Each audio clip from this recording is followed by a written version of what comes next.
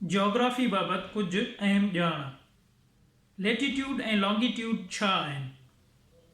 Latitude यानी वेकराई फाक ऐं longitude यानी डिघाई फाक।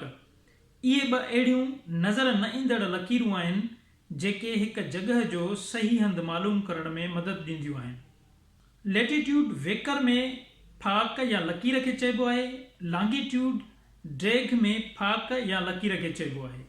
लेटिट्यूड लकीरियूं ओभर खां ओलह तरफ़ हूंदियूं आहिनि जेके 0 डिग्री खां 90 डिग्री ताईं उत्तर तरफ़ ऐं 0 डिग्री खां 90 डिग्री ताईं ॾखण तरफ़ पखिड़ियल आहिनि।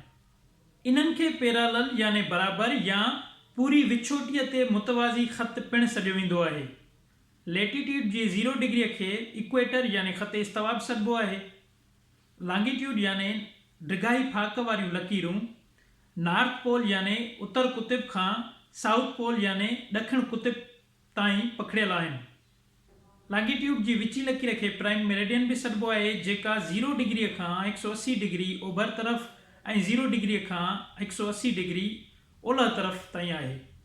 हाणे अचूं था लेटिट्यूड ऐं लॉन्गिट्यूड जी कुझु अहम लकीरुनि तरफ़।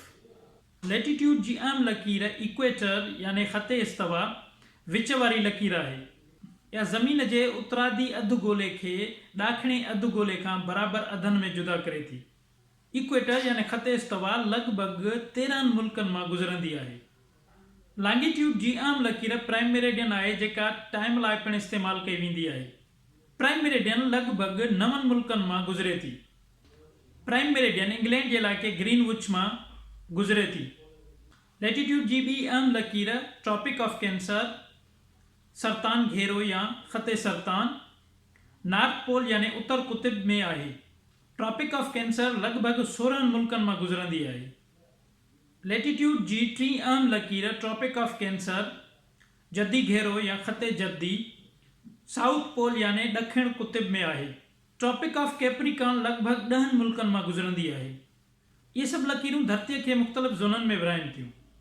ट्रॉपिक ज़ोन धरतीअ जो गरम तरीन ज़ोन आहे। उन में केतिरा ई मुल्क अचनि था जहिड़ोकि ब्राज़ील, कीनिया, कोलंबिया वग़ैरह। टेम्परेट ज़ोन गर्मियुनि में गरम ऐं सर्दियुनि में सर्द हूंदो आहे।